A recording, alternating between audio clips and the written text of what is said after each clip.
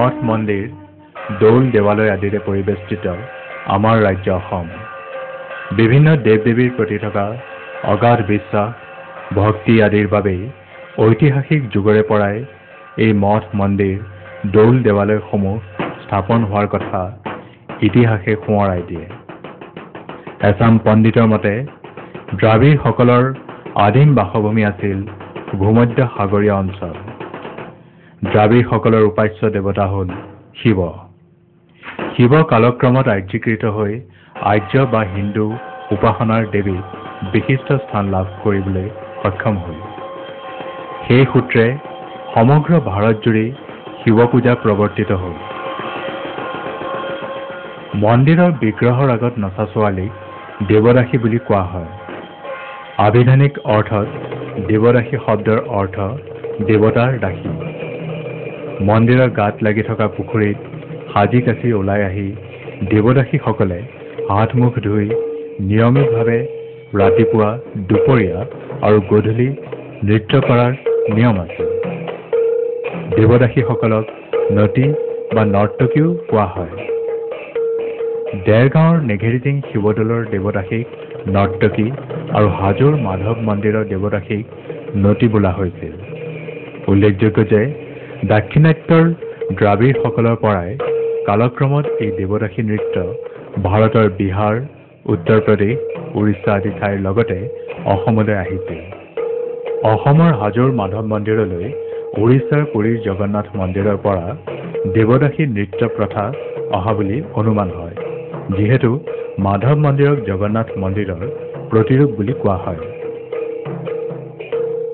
পুৰণি কালত যিহেতু ৰাজতন্ত্ৰ প্ৰায় সকলো ঠাইতে প্ৰৱৰ্তিত হৈছিল, প্ৰায়ভাগ ৰজাই যিহেতু ধৰ্মভীৰু আছিল, সেইসকলৰ পৃষ্ঠপোষকতাত অন্যান্য মন্দিৰসমূহৰ লগতে শিৱ মন্দিৰ প্ৰতিষ্ঠা হৈ উঠিছিল। হাজোৰ কেদাৰ শিৱ মন্দিৰকে ধৰি প্ৰাচীন কামৰূপৰ ৰজাসকলে অসমৰ বিভিন্ন স্থানত শিৱ মন্দিৰসমূহ নিৰ্মাণ কৰি উলিয়াইছিল।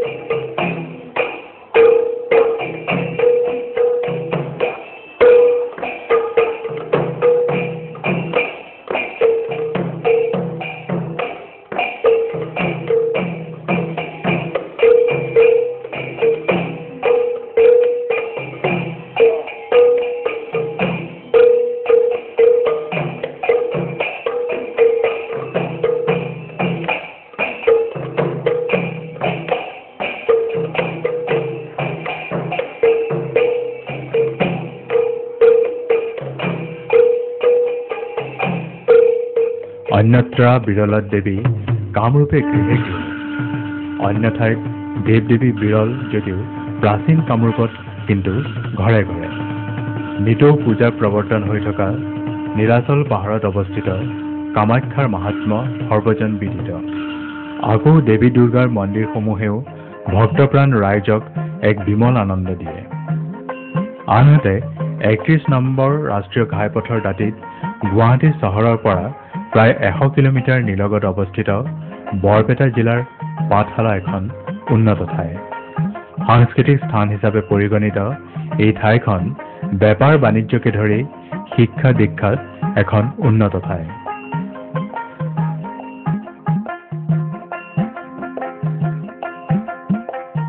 পাঠশালাৰ পৰা প্ৰায় ৩ কিলোমিটাৰ দক্ষিণে ডুবি গাঁৱত অৱস্থিত পৰি হৰেশ্বৰ দেৱালয়ৰ শিৱ মন্দিৰ আৰু দেৱদাসী নৃত্য অতি প্ৰাচীন স্থাপত্য ভাস্কৰ্যৰ উজ্জ্বল স্বাক্ষৰ বহন কৰি অহা এই মন্দিৰ আহোম স্বৰ্গদেউ শিৱসিংহৰ ৰাজত্বকালত প্ৰতিষ্ঠিত হৈছিল। উল্লেখযোগ্য যে অষ্টাদশ শতিকাত শিৱসিংহৰ ৰাজত্বকাল আছিল 1724 খ্ৰীষ্টাব্দৰ পৰা 1744 খ্ৰীষ্টাব্দলৈ। তেনে এক সময়তে কোনো এক ব্ৰাহ্মণে ডুবি দেৱালয়ৰ শিৱলিংগটো আৱিষ্কাৰ কৰিছিল বুলি এক জনশ্ৰুতি আছে। মন্দিৰ স্থাপনৰ লগে লগে দেৰগাঁৱৰ পৰা দেৱদাসী আনি মন্দিৰৰ পূজা পাৰ্বণৰ আংগিক কৰি লৈছিল। দেৱদাসীসকল অবিবাহিতা। তেওঁলোকে শিৱকে পতি হিচাপে মানি চিৰদিন মন্দিৰৰ পূজাৰ সময়ত নৃত্য কাৰ্যত জড়িত থাকিব লাগিছিল। এই দেৱদাসী নৃত্যত পিছলৈ ডুবি গাঁৱৰ বহু সংখ্যক জীয়ৰী জড়িত হৈ পৰিছিল।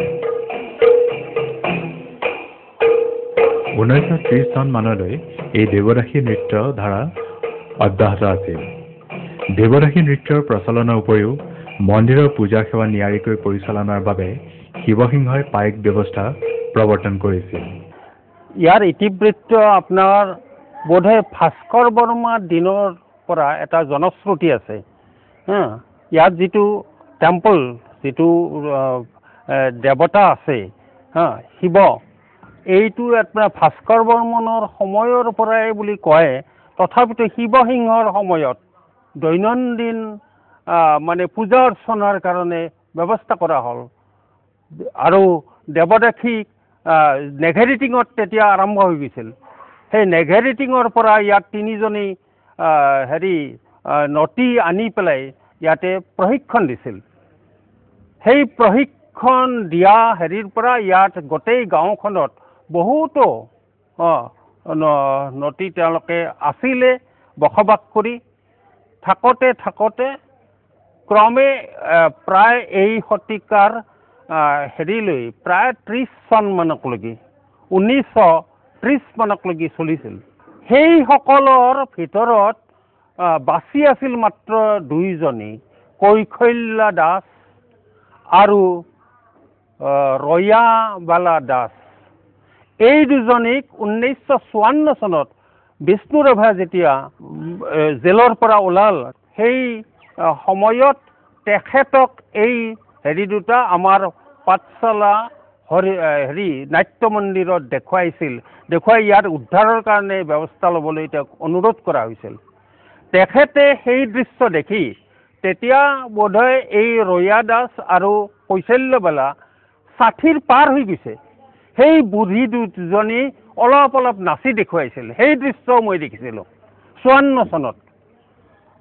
তেতিয়া তেওঁ কৈছিল যে এইটো পৃথিৱীত নোহোৱা বস্তু, আপোনালোকে হেৰাই পেলাব, এই দুজনীৰ ভিতৰত আছে, এওঁলোকক কিবা যিকোনো প্ৰকাৰে উদ্ধাৰ কৰক।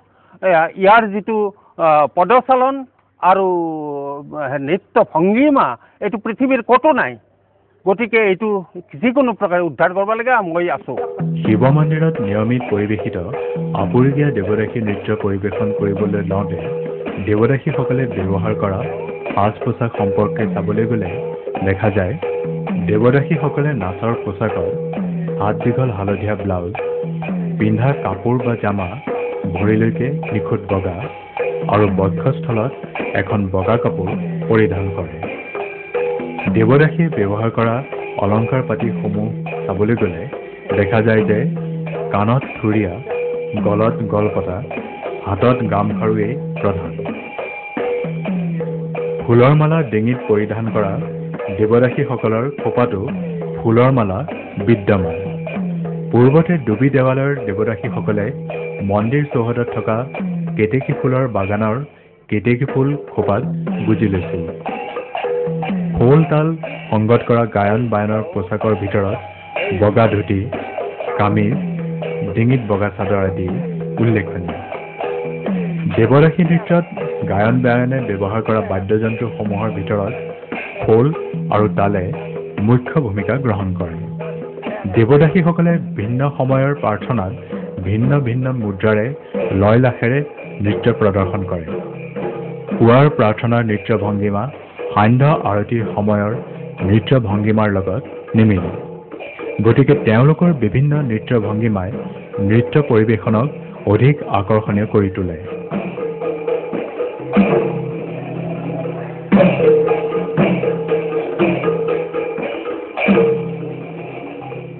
দেৱদাসী নৃত্যত ব্যৱহৃত অসংযুক্ত হস্তমুদ্ৰাসমূহ সম্পৰ্কে চাবলৈ গ'লে দেখা যায় পতাক, হংসাস্য,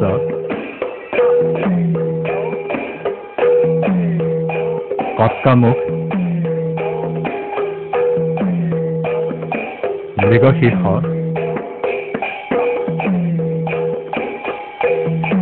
অলপদ্ম,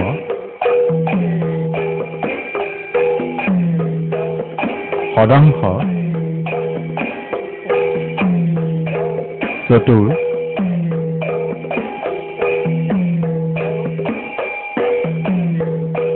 মুকুল আদি। একেদৰে সংযুক্ত হস্তমুদ্ৰাসমূহ চাবলৈ গ'লে দেখা যায় অঞ্জলি,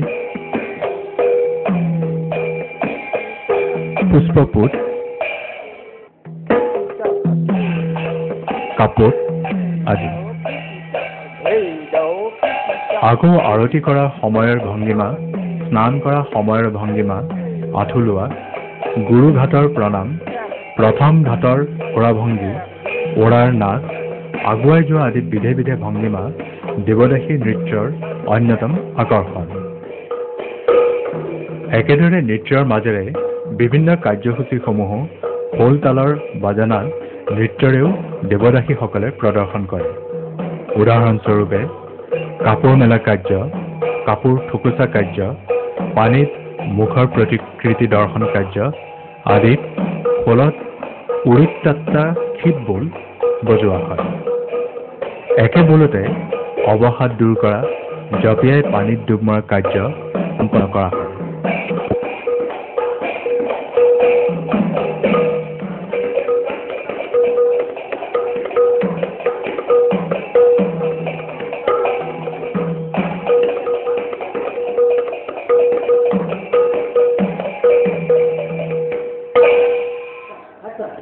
আকৌ দেৱদাসীসকলে নৃত্যৰ মাধ্যমেৰে ফোট লোৱা কাৰ্য, দুয়ো হাতেৰে পানী পৰিষ্কাৰ কৰা কাৰ্য, মূৰৰ ওপৰেৰে পানী ছটিওৱা কাৰ্য, দৰ্পণ চোৱা আদি বিভিন্ন কাৰ্য সম্পাদন কৰা মুদ্ৰাসমূহ পৰিৱেশন কৰে।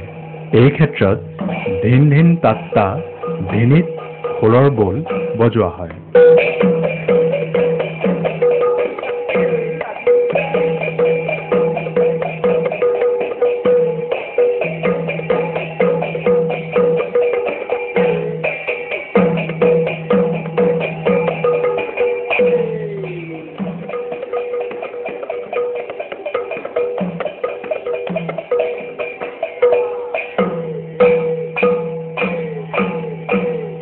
এনেদৰেই দেৱদাসীসকলে পূজাত অৰ্পণ কৰা, আৰতি প্ৰদান কৰা কাৰ্যসূচীসমূহ নৃত্যৰ মাধ্যমেৰে পৰিৱেশন কৰি প্ৰণাম জনাই নৃত্য সামৰে।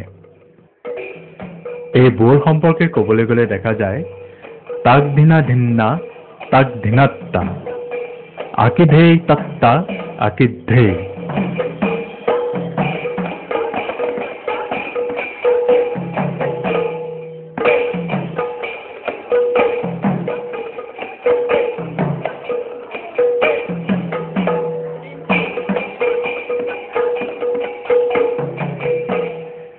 আকৌ চৰাঘাট বোল হ'ল ধিনিকি ধিনিকি খিতা, খিটিকি খিটিকি ধিনা আদি।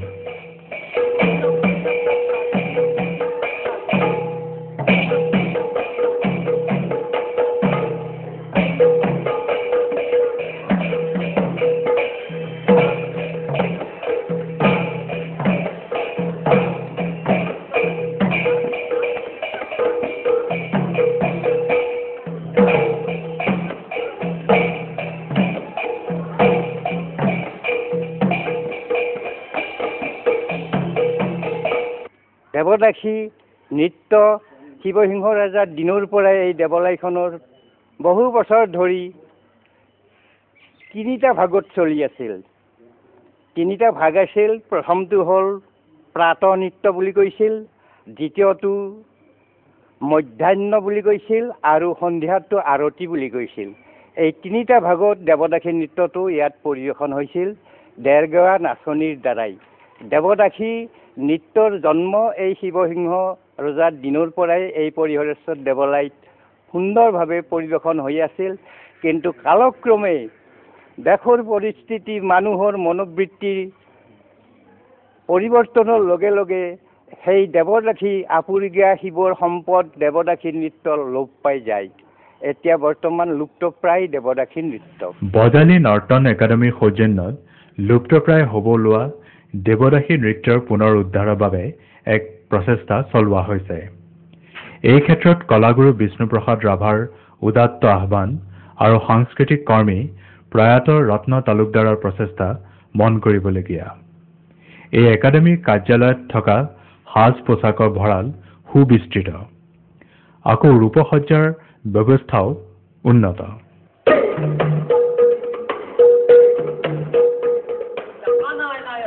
দেৱদাসী নৃত্যৰ বাবে ইচ্ছুক প্ৰশিক্ষাৰ্থীক অভিজ্ঞ শিক্ষকৰ যোগেদি এই একাডেমীত নিয়মীয়া প্ৰশিক্ষণ দিয়া হয়।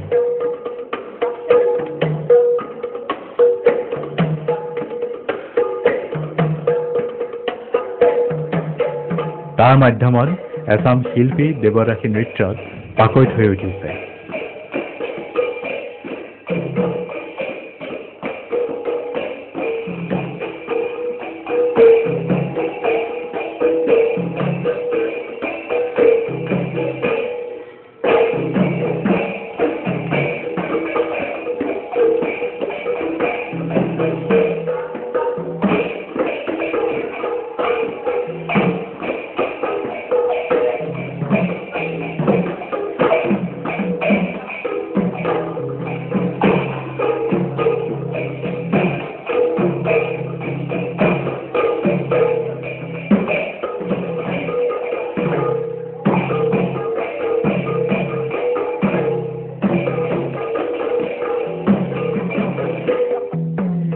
এক বিস্তৃত এলেকা আৱৰি থকা ডুবি পৰিহৰিশ্বৰ দেৱালয়ে দেৱদাসীসকলৰ স্নান কৰাৰ সুবিধাৰ্থে কেইবাটাও পুখুৰী ৰজাঘৰে খন্দাই দিছিল।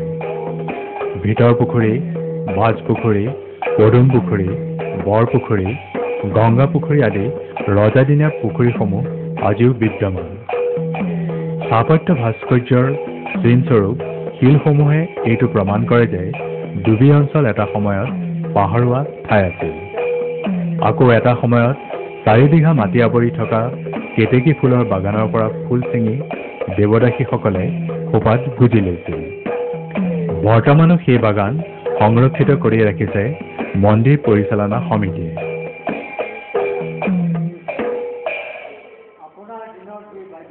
বয়সে গৰকা একালৰ দেৱদাসী নৃত্যৰ খোলবাদক দুগ্ধ মালাকৰে এতিয়াও খোলত চাপৰ মাৰি অতীত ৰোমন্থন কৰি আত্মতৃপ্তি লাভ কৰে।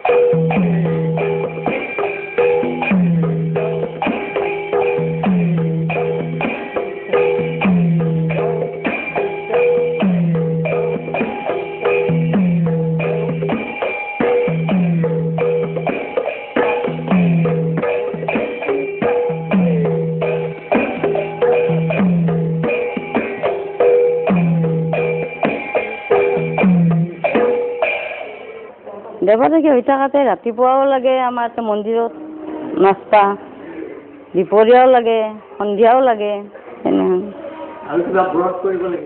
ব্ৰত নাই, কিন্তু শিৱকে স্বামী হিচাপে বৰণ কৰিব লাগে, বিয়া হ'ব নোৱাৰে। একালৰ দেৱদাসী বিনা বায়ানে দেৱদাসী নৃত্যৰ মুদ্ৰাভংগী সম্পৰ্কে আজিও পাহৰি যোৱা নাই।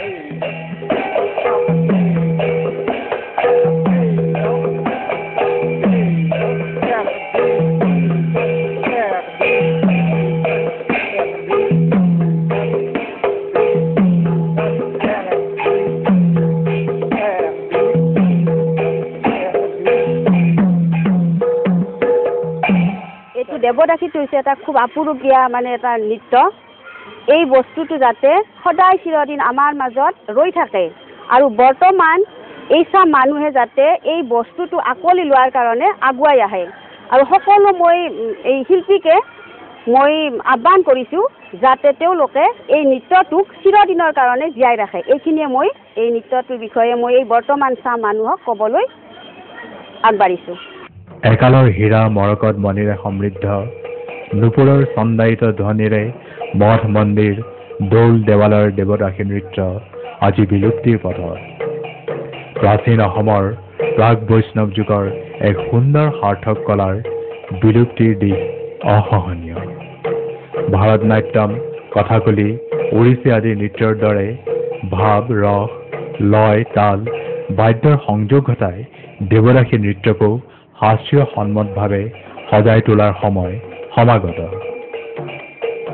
একালৰ দেৱদাসী নৃত্যৰ স্মৃতি ৰোমন্থনতে ক্ষান্ত নাথাকি সৰ্বাংগ সুন্দৰ আপুৰুগীয়া দেৱদাসী নৃত্যটিৰ উদ্ধাৰত মনোনিৱেশ দি কাৰ্যকৰী ব্যৱস্থা গ্ৰহণ কৰাটোহে তৎকালীন কাৰ্যসূচী হ'ব।